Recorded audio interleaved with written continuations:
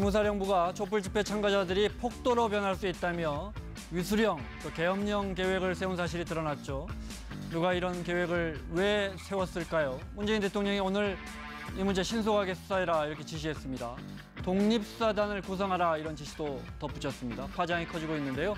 지금부터 표창원, 장제원 의원의 생각 들어보겠습니다.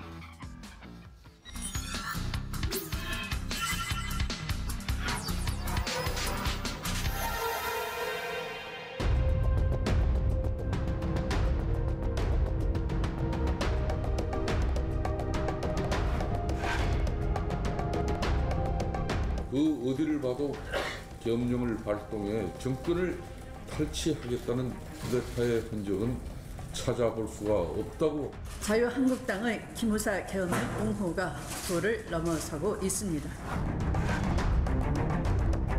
막연히 소요 사태를 예상해서 비상계획을 세웠다는 것은 궁색한 변명이 기무사 묶음까지 덜먹이며 적폐몰이를 계속하고 있습니다. 이 일만큼은 철저한 진상규명이 우선되어야 한다는 것을 분명히 밝힙니다. 기무사의 엄밀한 문건이 쏟아져 나온 배경에 대해서도 분명히 밝혀야 합니다.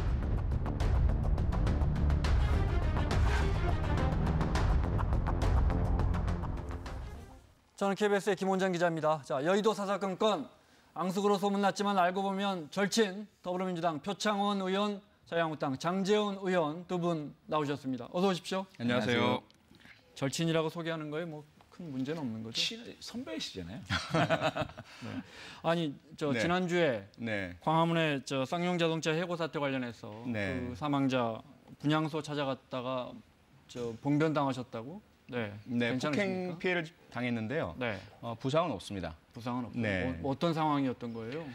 우선 30번째 희생자시거든요. 네. 쌍용차 해고 사태와 관련해서 이후에 국가에서 손해배상 청구 소송까지 해서 네. 생계 어려움을 겪고 오랜 이제 투쟁을 해오시던 분들께서 견디다 못해서 이제 목숨을 끊으신 분이 30번째였습니다. 그래서 찾아갔고요. 박주민 의원하고 가서 그 예를 표하는데 그 장소가 또 대한문 앞이잖아요. 네. 그래서 소위 친박단체라고 알려져 있는 태극기 행동 국민본부, 국본이라고 하는 그분들께서 그 장소를 점거하시면서 지속적으로 이제 쌍용차 분향소에 대해서 방행위를 하셨어요. 공격, 폭력도 하시고. 그러다 이제 저희가 가니까 저희를 향해서 욕설하고 고함 지르고 이렇게 하시다가 네. 갑자기 한 분이 달려들어서 제 뒷덜미를 때리고 목덜미를 잡아채는 이런 폭행을 한 것이죠. 네.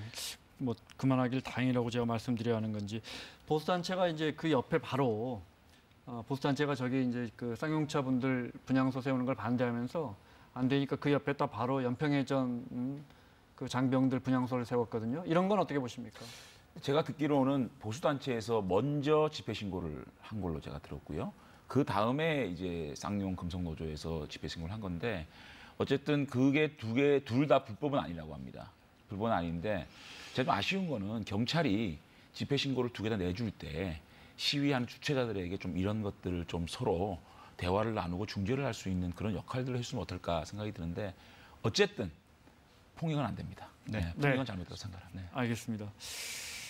비대위원장 자유한국당 비대위원장 이번 주말쯤 나온다고요? 예, 지금 100명으로 10명으로 좁혀졌다고 하던데요? 이제 노력은 하고 있는데 네. 오늘 아침에 이제 언론을 보니까 3분으로 압축됐다는 얘기가 나오더라고요. 네. 예, 근데 어쨌든 지금 거론되는 분 3분 다 네. 저희는 참 비대위원장으로 훌륭한 분 아닌가 생각이 들고 네. 특별히 이제 김병준 전 정책실장 같은 경우에는 지금 문재인 정부의 경제 정책에 대한 실정 그리고 대안에 대해서 꼼꼼히 아주 그 대안을 갖고 계신 분이라고 그러더라고요. 네. 그래서 정책적 좌표라든지 정책적 대안을 좀 제시할 수 있는 비대위원장이 아닌가 생각이 들고 그다음 김영호 저 의장님은 사실상 개혁적 보수를 주창했던 아주 개혁적 보수 진영 내에서 개혁적 원로신데 저희 당 사정도 잘 아시고 하기 때문에 또 현재 당의 어려움을 좀 극복할 수 있는 좋은 비대위원장이 아닌가 싶어서 이런 분들이 좀 오셔가지고 당을 네. 좀 더 개혁적으로 이끌어주셨으면 좋겠다라는 생각을 해봅니다. 네. 지금 구체적으로 10명이 누군지는 아직 당 모든 의원분들하고 공유하고 그러지는 않는 거죠? 저도 오늘 그 3명을 압축됐다는 얘기는 언론 보고 보도 보고 알았고요. 네. 내일 4시에 이제 저희 국회 부의장 경선하고 난 다음에 네. 이 비대위원장 후보에 대한 논의를 하는 의총을 하려고 계획하고 있습니다. 네. 4시에. 난상 토론을 하는 겁니까? 그렇습니다. 저 이름 공개하고. 하여튼 저기 내일 네. 비대위원장 후보에 대한 논의를 할 계획입니다. 네, 내일 좀 윤곽이 드러나겠네요. 네. 자, 오늘 제일 큰 주제입니다. 박근혜 전 대통령 탄핵 직전에 기무사령부가 만약에 탄핵안이 기각되면 촛불 집회 참가자들이 폭도로 변할 것이다. 변할 상황에 대비해서 위수령 또 나아가서 계엄령까지 검토한 문건. 문재인 대통령이 지금 인도 국빈 방문 중인데 여기에 대해서 수사해라 이렇게 전격 지시했어요. 먼저 어떻게 보십니까? 도저히 있어서는 안 될 일이 발생을 했고요. 이미 기시감이 있지 않습니까? 우리가 1979년 12월 10일 날 12.12 사태라고 부르는 보안사령관 전두환에 의한 쿠데타와 대단히 유사한 양상이고요. 아울러 1989년에 보안사가 청명계획이라는 친위 쿠데타 계획을 세웠다가 윤석양, 이병이 그 문건을 공개하면서 드러나서 큰 파장이 불러졌죠. 그 사건으로 인해서 명칭이 바뀐 겁니다. 국군 기무사령부로. 네. 우리는 다시는 정치에 개입하지 않겠다라는 선언을 한 것이죠. 그런데 이 문건 자체는 국군 기무사의 업무 범위에 들어가 있는 것이 아닙니다. 그들은 이런 행동을 해서는 안 되는 것이고요. 국군 기무사는 국군 내에서 발생하는 군 기강 위해 사건, 그다음에 방첩, 네. 그리고 국가보안법 위반 이 부분에 대한 것만 하도록 되어 있는데 민간사회 정치에 개입을 해서 소요 사태에 대한 그런 계획을 세운다. 이거 자체가 잘못된 것이고요. 두 번째로는 보고 단계에서도 합참의장을 패싱한 것으로 드러나고 있습니다. 네. 합참의장에겐 전혀 위수령이나 계엄령의 그 발동 주체여야 하는데 사실은 합참이나 국방부에서 만들어야 되는 합참이나 거죠. 국방부에서 네. 만들어야죠. 만약에 필요하다면. 네. 그런데 전혀 그렇지 않은 사안이었기 때문에 첫째로 주체도 잘못됐고 절차도 잘못됐고 내용도 잘못됐고 네. 그다음에 더 중요한 것은 뭐냐면 그 당시에 탄핵 찬성 반대 양측에 서로 문제가 심각했는데 찬성 측에 대해서만 진보 괄호 종북이라고 네. 가치 판단을 합니다. 해서는 안 될 가치 판단을 하면서 만약에 탄핵이 부결된다면 이들이 소요 사태를 일으킬 것이다라는 그런 네. 가정을 하는 잘못된 개입들을 하고 있는 것이죠.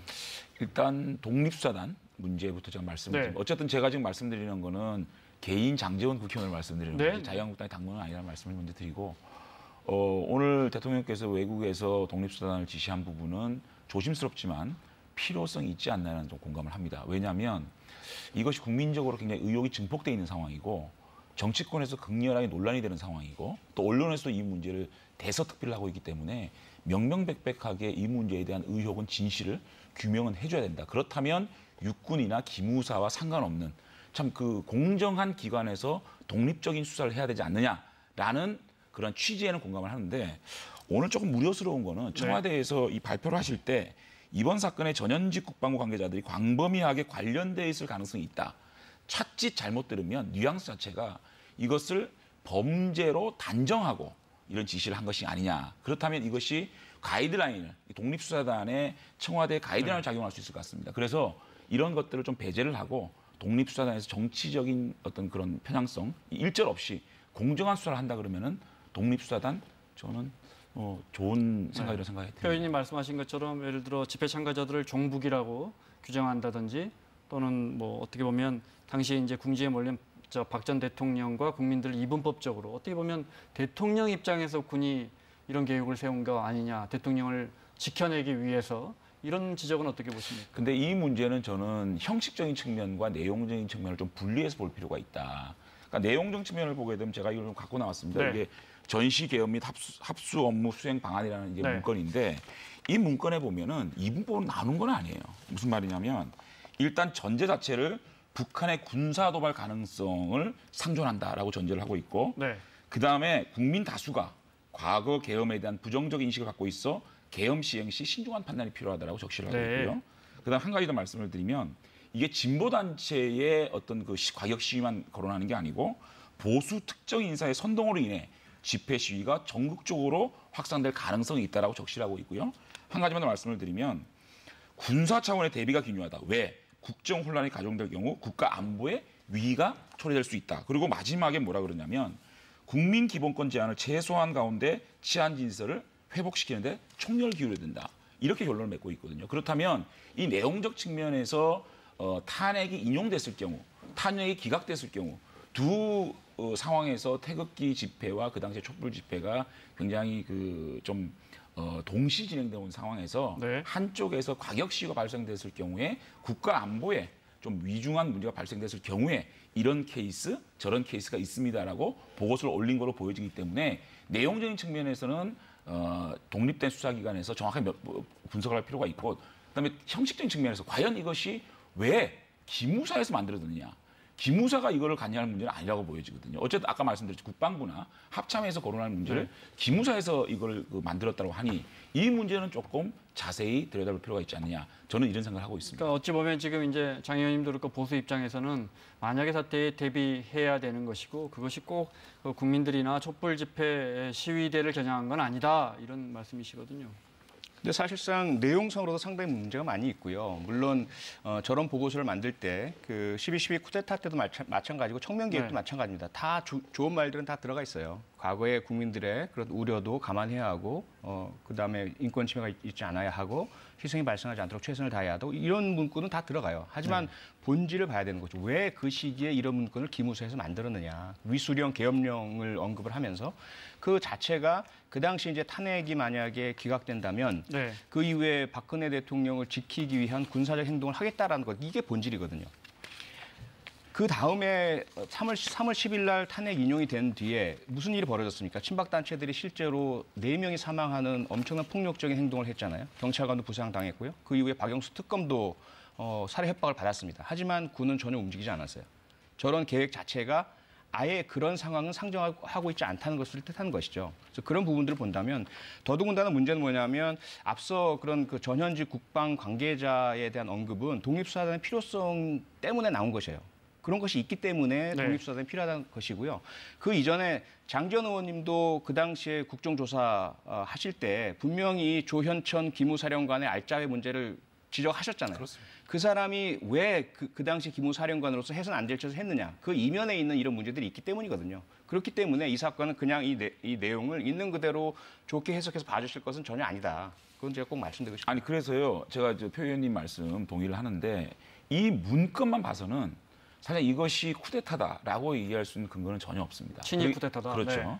그렇기 때문에 이건 분명히 이런 박근혜 대통령을 지지하는 세력과 또 탄핵을 찬성하는 세력들의 그 양 세력 간의 어떤 그런 과격 시위에 대한 양쪽을 다 걱정하는 문건으로 드러나고 있거든요. 그렇기 때문에 다만 이 문건을 만든 배경이나 지시한 사람 이런 것들을 포괄적으로 수사단에서 독립수사 밝혀내야 표 의원님이 걱정하시는 의혹을 제기하시는 그런 것들이 밝혀지는 것이지 단순하게 이 문건만 봤을 경우에는 이것이 친위 쿠데타를 모의한 그러한 문건은 아니다. 저는 개인적으로 내용만 봤을 때는 그렇게 느낍니다. 알겠습니다. 그러면 자, 두 당 대표분들의 의견 듣고 이야기 이어가겠습니다.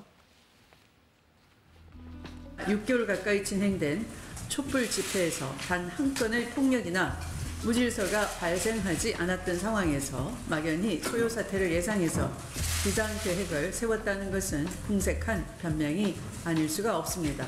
기무사가 작성했다는 문건 그 어디를 봐도 계엄령을 발동해 정권을 탈취하겠다는 쿠데타의 흔적은 찾아볼 수가 없다고 하는데 국정원과 기무사 등 정보기관을 총동원하고 심지어 군대까지 동원할 계획을 세웠다면 그 막강한 도구가 누구일지는 뻔히 짐작이 가는 것입니다.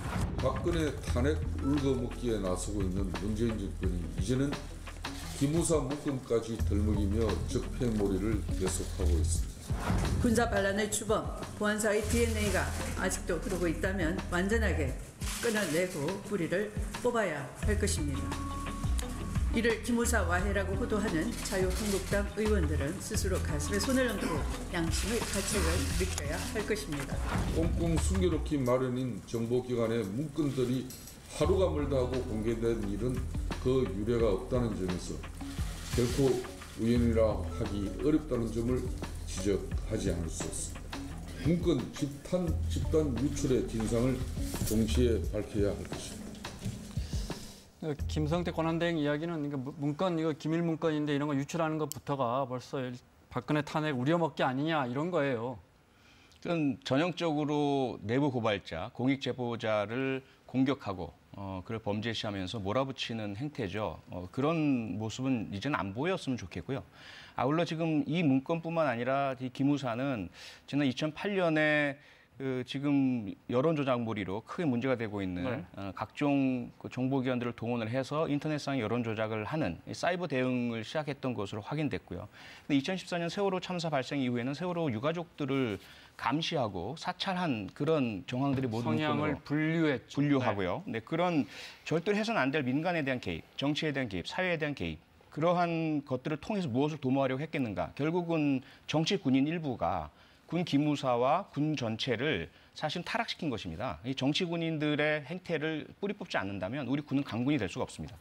그런 차원에서 절대로 네, 이 사건 그냥 넘어갈 수 없어요. 기무사가 세월호 유가족을 사찰했다. 그거는 이 문건하고 상관없는 얘기 아닌가요? 다른 건이죠. 다른 얘기죠. 네, 그거는 다른 따로 또 수사를 해야 되는 그렇죠. 부분이고 네. 반드시 밝혀내야 되는 네. 부분이고 다만 저는 좀 안타까운 것이 추미애 대표께서 참 뭐 어쨌든 저희들이 들을 때 군사 반란의 주범, 보안사의 DNA 이렇게 저희 정당을 막 몰아붙이는 게 좀 안타깝습니다. 정당이 아니라 그 기무사에 대한 표현이었죠. 아니죠. 저희 보고 그런 거예요. 이 기무사 와해라를 호도하는 한국당 의원들의 가슴을 손어놓고 양심의 가책을 느끼게 한다. 네. 이렇게 이 문제를 참 그 집권여당의 대표께서 네. 이렇게 상대당을 공격하는 소재로 사용한다는 게 제일 안타깝고 한 가지 더 네. 지적하고 싶은 거는 이제 김성태 원내대표께서 유출의 경위 문제를 삼으셨는데 저는 이 유출 경위가 나쁜 의도를 가지고 있다고 하더라도 이 문건이 있는 건 사실이거든요. 우리가 그거를 좀 바라볼 필요가 있다. 이제 우리도 네. 그 약간 문건의 유출 문제를 삼기시 하면 한도 끝도 없거든요. 네, 그래서 네.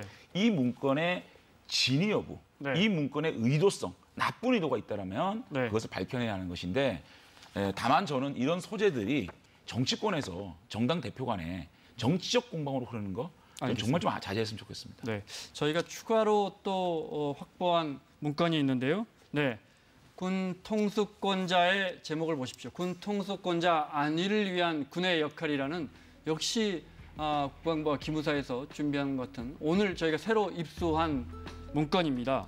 제가 이렇게 질문을 드려볼까요? 군은 대통령의 안위를 위해 존재합니까? 국민의 안위를 위해 존재합니까?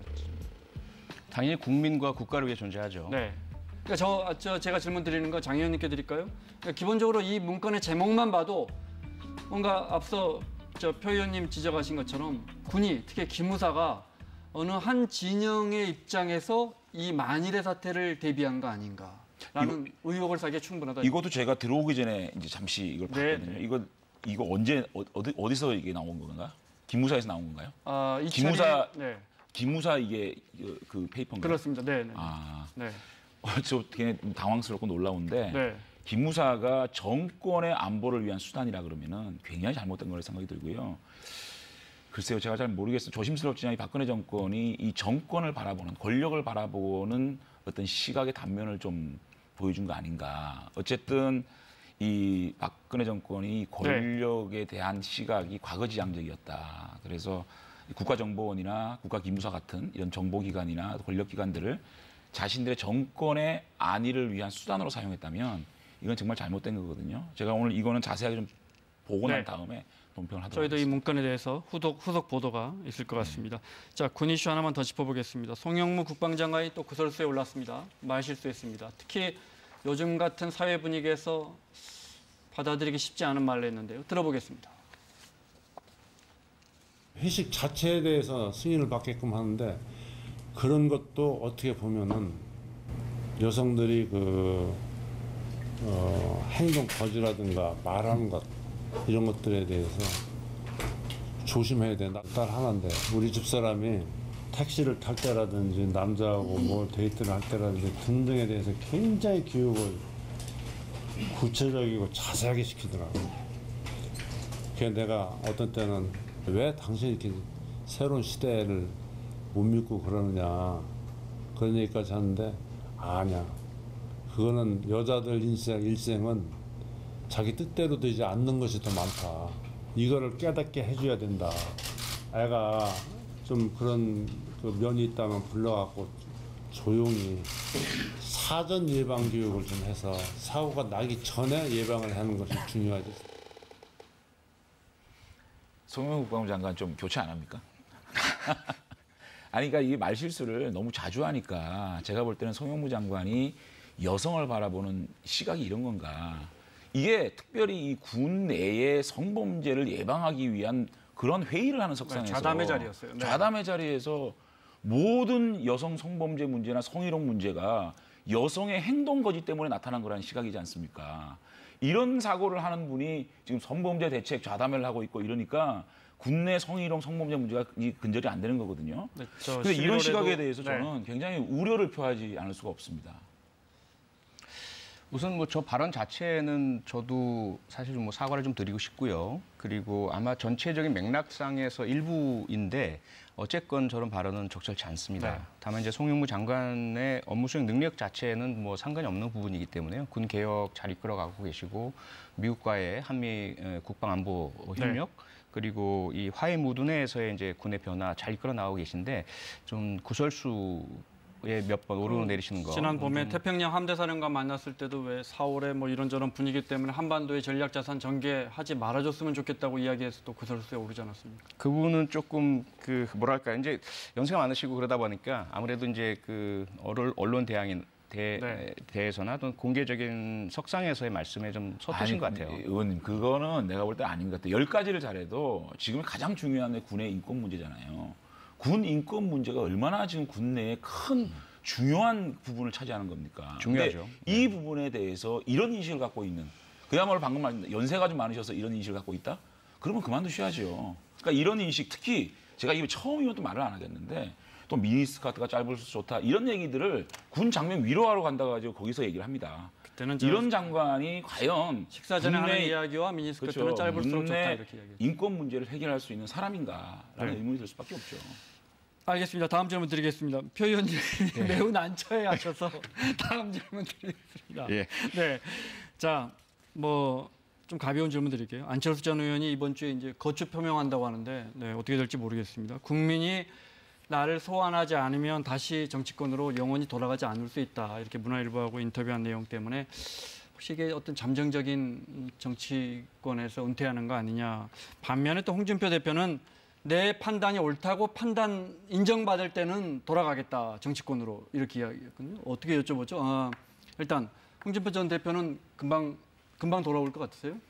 글쎄, 그건 제가 잘 알지는 못하겠는데 이제 이런 말씀 하시는 거 보면은 결국은 이게 무슨 말이냐면 경제관 그리고 안보관에 대해서 홍준표 대표는 확고한 생각을 가지고 계신 겁니다. 네. 그러니까 북한은 결코 핵을 포기하지 않을 것이다.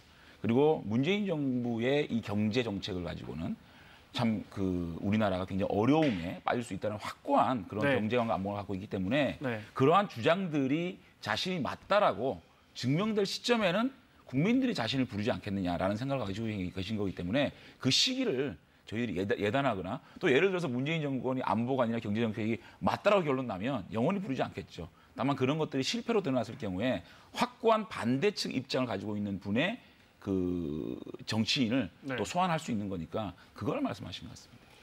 그러니까 좋게 말하면 승부사고요. 나쁘게 말하면 도박을 하시는 분 같아요. 저희가 지난 평창 동계올림픽 때부터 그런 걸 느꼈는데 지금 장재원 의원님 말씀에 전적으로 동의합니다. 홍준표 대표께서는 북한에 대한 강한 그런 그 인식을 선입견을 가지고 계시면서 절대로 잘 안 풀릴 거다, 핵 문제가. 그리고 네. 미국의 트럼프 대통령의 성향을 봤을 때 김정은과 트럼프 간에 이거는 상상도 못할 일이다. 이런 판단 하에서 그 당시 김영철에 대한 완전한 반대, 평창 동계올림픽에 북한의 그 참여 이 부분에 대한 반대 이후에 우리 정부가 또 문재인 대통령께서 남북 화해 평화를 이끌어 나가신 부분들이 잘 안 될 거라는 단정하에서 많은 말들을 하시고 그것이 결국은 자유한국당에 대한 국민의 지지 하락으로 이어진 것으로 보이거든요.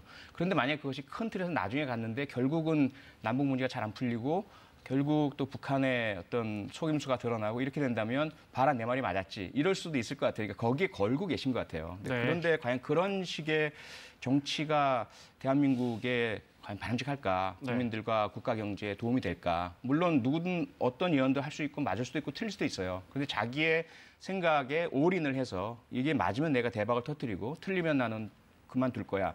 이렇다면 본인이야 그냥 그만두면 알겠지만 그 사이에 일어나는 분열과 갈등과 이 부분은 어떻게 할 것이냐의 문제가 크게 있는 거죠. 뭐 물론 이제 야당 보수당의 대표를 오래 하셨으니까 뭐 이런 남북 관계나 북미 관계 걱정하시겠지만 혹시 남북 관계나 북미 관계가 다시 과거로 돌아가기를 바라고 계시는 아니요, 건 아니겠죠? 그런 뜻은 네. 아닌 것 같고요. 네. 어쨌든 지금 문재인 정부가 이 안보 문제나 경제 문제에서 야당의 충고나 야당의 어드바이스를 듣지 않고 가고 네. 있기 때문에 저희들이 원하는 거는 국회 내에서 문재인 정부가 좀 속도 조절이라든지 정책의 조금 어떤 변화라는 게 뭐 궁극적으로 문재인 정권이 가고자 하는 방향을 발목 잡다는 게 아니고 어쨌든 좀 우리 주장이라든지 녹여낼 수 있는 이를테면 북한에 대해서 끊임없이 의심하고 협상하라는 게 저희 입장이고 문재인 정권은 그래도 상호 신뢰 속에서 믿으면서 협상을 하라 이런 그 시각적 네, 차이가 있지 네. 않습니까? 이런 것들이 국회 내에서 녹여졌으면 좋겠다는 말씀이지 우리나라가 잘못되기를 바라고 그 잘못된 속에서 내가 나타나겠다 그런 뜻은 아니에요. 그러니까 아니요. 장재원 의원님 말씀처럼 그렇게 하셨으면 괜찮았을 네. 텐데 홍준표 대표는 제가 조금 표현의 직설적으로 그런 말씀드리자면 자신이 걸고 있는 그 결과대로 되기를 바라는 마음에서 아예 남북 평화가 잘 안 되도록 하는 그거는 방향. 표현입니다. 이렇게 저희들이 많이 느꼈다는 거죠. 표현이나 뭐 네. 그런 것들이 그렇게 네. 느낄 수도 있지만은 그런 알겠습니다. 표현은 아니었다. 네, 시간 때문에 돌발 퀴즈 준비했는데 자 보겠습니다. 다음 중 가장 없애기 힘든 건 무엇일까요? 자, 사지선다입니다. 1. 국회의원 특수활동비 2. 홍준표 전 대표의 SNS 사랑 3. 안철수 전 대표의 대권 의지 4. 송영무 국방장관의 말실수 다음 중 가장 없애기 힘든 것은 무엇일까요? 1번. 의원님 1번 네. 국회의원 특수활동비 그거 네. 고쳐줄 수 있을 것 같은데요? 그런가요? 그랬으면 좋겠습니다. 자, 저는 4번입니다. 4번. 왜냐하면 이제 연속적으로 이어지니까 특별히 네. 이제 또 우리 문정인 외교특보와 네. 또 우리 송영무 국방장관의 서로 갈등을 일으킬 수 있는 얘기를 또 국회 상임위에서 하셨거든요. 그렇기 네. 때문에 포괄적으로 여성 문제뿐만 아니고 송영무 국방장관의 말실수는 계속될 것이다. 네. 이런 생각이 듭니다. 알겠습니다. 마무리를 해야겠습니다. 뭐 오늘이라도 원구성 합의가 될 것 같은데 법사위원장은 양보하기로 한 겁니까? 자유한국당에? 글쎄요. 일단은 제가 알기로는 아마도 조건부로 네. 법사위에서 옥상옥의 상원 역할을 하지 않도록 하는 네. 국회법의 개정을 전제로 해서 법사위원장을 자유한국당에 양보하는 그런 방향의 얘기가 되고 있지 않는가. 네. 그런 뭐 이야기들이 좀 나오고 있습니다. 민주당에게 법사위원장이란 뭡니까? 그동안 너무 힘들고 어렵고 개혁 입법들이 좌절되었던 그런 네. 통곡의 벽이었다. 네. 당시에 법안만 올리면 법사위원장이 이제 상정을 안 해주니까 진짜 법사위원장에 한이 맺힌 것 같아요. 이 부분에 대해서는 어떻게 아니 보십니까? 그래서 이 힘 있는 여당에서 법사위원장을 양보를 해주시되 저희들도 조금 더 대화와 타협을 통해서 국회를 이끌어가는 계기가 됐으면 좋겠다. 다만 네. 이 민주당이 국회의장과 법사위원장을 다 가지겠다는 거는 그야말로 우리가 다 할 테니까 너네는 잘 지켜봐. 이런 것밖에 안 되거든요. 그래서 국회의장을 당연히 제1당이 가지니까 제2당이 법사위원을 가지고 법사위에서 좀 더 야당의 주장들을 조금 민주당이 좀 수용할 수 있는 그러한 좀 게이트가 좀 됐으면 좋겠다라는 생각을 좀 합니다. 네. 그건 좀 정말 법사위원장은 민주당이 다 가지면 정말 편향적으로 흐릅니다. 네, 그렇게 될 것 같아요. 자, 원구성 이번 주에 마무리하셔서 다음 주에 나오실 때는 저희가 어느 상임위의 누구 의원님 이렇게 부를 수 있도록 그렇게 되면 좋겠습니다. 자, 지금까지 더불어민주당의 표창원 의원, 자유한국당의 장제원 의원과 함께했습니다. 두 분 고맙습니다. 감사합니다. 고맙습니다.